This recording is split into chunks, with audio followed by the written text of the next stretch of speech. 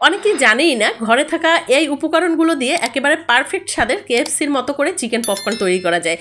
আজকে সেই রেসিপিটি কিন্তু আপনাদের সাথে শেয়ার করার জন্য চলে আসলাম। এতটা সহজ একটা রেসিপি, আশা করি আপনাদের কাছে ভালো লাগবে। দেখেই বুঝতে পারছেন যে কতটা সুন্দর হয়েছে আর একবারে মুচমুচে। আশা করি আপনাদের কাছে রেসিপিটি অনেক ভালো লাগবে। যদি ভালো লেগে থাকে প্লিজ চ্যানেলটি সাবস্ক্রাইব করে দেবেন। ফেসবুক পেজ থেকে দেখে থাকলে পেজটি ফলো দিয়ে সাথেই থাকবেন। আর দেখতে পাচ্ছেন কতটা কুড়মুড়ে আর অনেক মজাদার একটি রেসিপি।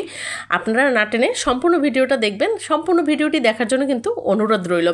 আর দেখে যদি ভালো লেগে থাকে আমার চ্যানেলটি প্লিজ সাবস্ক্রাইব করে দিবেন। আবার বলে রাখছি, সুন্দর একটা কমেন্টস করবেন, লাইক দিয়ে সবসময়ের জন্য পাশে থেকে যাবেন।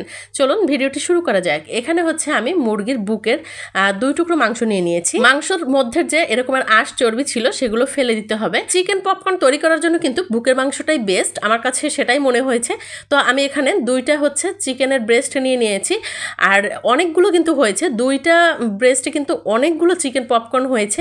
আর খেতে কিন্তু দুর্দান্ত ছিল। এরকমের করে পাতলা করে ছোট ছোট পিস পিস করে একটু লম্বাটে করে কেটে নিয়েছি। দেখেই বুঝতে পারছেন কতটুকু করে আমি কেটে নিচ্ছি। এভাবে আপনারা হচ্ছে কেটে নেবেন। আর এই যে দেখতে পাচ্ছেন কতটুকু পাতলা করে কেটেছি আর লম্বা লম্বা করে কেটে নিয়েছি দেখার সৌন্দর্যের জন্য। আপনারা চাইলে কিউব করেও কেটে নিতে পারেন। চিকেনগুলো এমনভাবে কাটতে হবে যাতে ম্যারিনেটের মধ্যে সম্পূর্ণ মশলাগুলো চিকেনের মধ্যে ঢুকে যায়। আর এই রেসিপি যখন বানাচ্ছিলাম না একেবারে কিন্তু কারাকারি লেগে গেছে, এতটা মজার একটি রেসিপি। এখানে হচ্ছে আমি 2 চামচ দিয়ে দিয়েছি টমেটো সস, চিলি সস যেটা সেটা। আর দিয়ে দিচ্ছি হচ্ছে 2 চামচ এখানে সয়া সস দিয়ে দিলাম। দিয়ে দিচ্ছি ভিনেগার 1 চামচের মতো। আপনাদের কাছে ভিনেগার না থাকলে লেবুর রসটা দিতে পারেন। মরিচের গুঁড়ো দিয়ে দিয়েছি 1 চামচ। আর দিয়ে দিচ্ছি হচ্ছে এখানে হলুদের গুঁড়া খুবই সামান্য পরিমাণে। আর পরিমাণ মতো হচ্ছে লবণ দিয়ে দিয়েছি। আর দিয়ে দিচ্ছি হচ্ছে 1/2 চামচ আদা বাটা, 1/2 চামচ রসুন বাটা। আর 1 চিমটির মতো দিয়ে দিয়েছি হচ্ছে গোলমরিচের গুঁড়া। আর এখানে হচ্ছে দিয়ে দিচ্ছি 1/2 চামচ গরম মশলা গুঁড়ো, 1/2 চামচ চিনি, 1 প্যাকেট দিয়ে দিলাম সিজনিং পাউডার। রাঁধুনির যে প্যাকেট সেই প্যাকেটটাই হচ্ছে আমি পুরোটা দিয়ে দিয়েছি। সব মশলা দেওয়ার পরে এখন হাতের সাহায্যে খুব সুন্দর করে এরকমের ম্যারিনেট করে নিতে হবে। এমনভাবে মাখতে হবে মশলাগুলো যাতে ঢুকে যায় মধ্যে, দেখেই বুঝতে পারছেন। তো এই ম্যারিনেট করার পরে 20 মিনিটের মতো আমি রেস্টে রেখে দিয়েছি। আর এখানে হচ্ছে এখন তৈরি করব যে মেইন উপকরণ সেটা।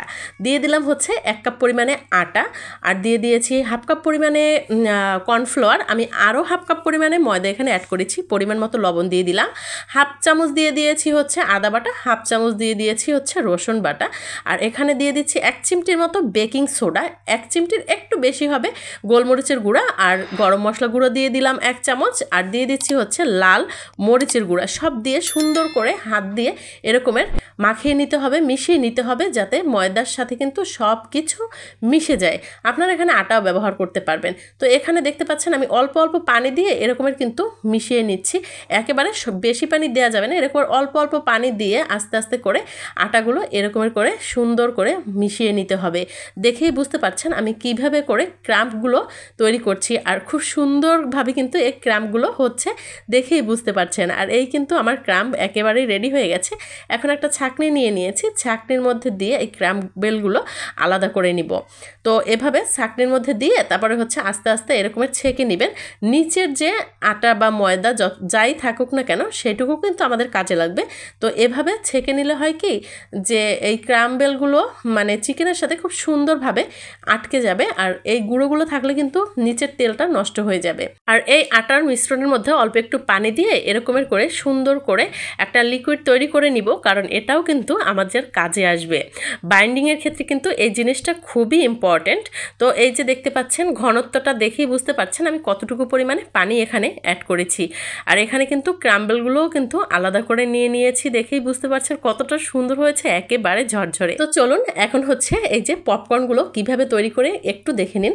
এই যে চিকেনগুলো এখন ওই যে লিকুইডের মিশ্রণটা ময়দার সেই মিশ্রণের মধ্যে এরকমের করে ডুবিয়ে ডুবিয়ে তারপরে হচ্ছে এই যে ক্রাম্বেলগুলো সেগুলোর উপরে দিয়ে দিতে হবে। এমনভাবে দিতে হবে যাতে কোনো জায়গা ফাঁকা না থাকে। খুব সুন্দরভাবে আস্তে আস্তে করে দিতে হবে যাতে হাতে লেগে না যায়। দেখেই বুঝতে পারছেন আমি কিভাবে করে আলতো হাতে এটা লাগিয়ে নিচ্ছি। আর খুব সুন্দর হয়েছে। এখানে হচ্ছে কড়াইয়ের মধ্যে তেল বসিয়ে দিয়েছি, একটা চপস্টিক দিয়ে দেখলাম তেলটা গরম হয়েছে কিনা। তেল গরম হওয়ার পরে এভাবে একটা একটা করে দিয়ে দিচ্ছি। আর তেলটা কিন্তু মিডিয়াম হিটে রাখতে হবে, একবারে হাই হিটে রাখা যাবে না। হিটে রাখলে কিন্তু মানে মধ্যের চিকেনটা ওরকমের সুন্দর কুক হবে না, আর উপরটা কিন্তু কোটিনগুলো পুড়ে যাবে, লাল হয়ে যাবে এরকমের। তো আপনার এরকম মিডিয়াম হিটে হচ্ছে সুন্দর করে ভেজে দিবেন। আর দেখতে পাচ্ছেন উপরটা কতটা সুন্দর হয়েছে, অসম্ভব মজার ছিল, একবারে ক্রিস্পি কুড়মুড়ে চিকেন পপকর্ন। আপনাদের কাছে আশা করছি রেসিপিটি ভালো লেগেছে। রেসিপিটি যদি ভালো লেগে থাকে প্লিজ আমার চ্যানেলটি সাবস্ক্রাইব করে দিবেন, আর ফেসবুক পেজ থেকে দেখে থাকলে আমার পেজটি ফলো দিয়ে সাথেই থাকবেন। আমি কিন্তু প্রথম ব্যাচেরগুলো ভেজে নিচ্ছি, ভেজে তুলে নিয়েছি, আর দ্বিতীয় ব্যাচেরগুলো এভাবে দিয়ে দিচ্ছি। আপনারা এভাবে একে একে করে তৈরি করে তারপরে হচ্ছে ভেজে নেবেন, দেখবেন বাচ্চারা কতটা পছন্দ করে।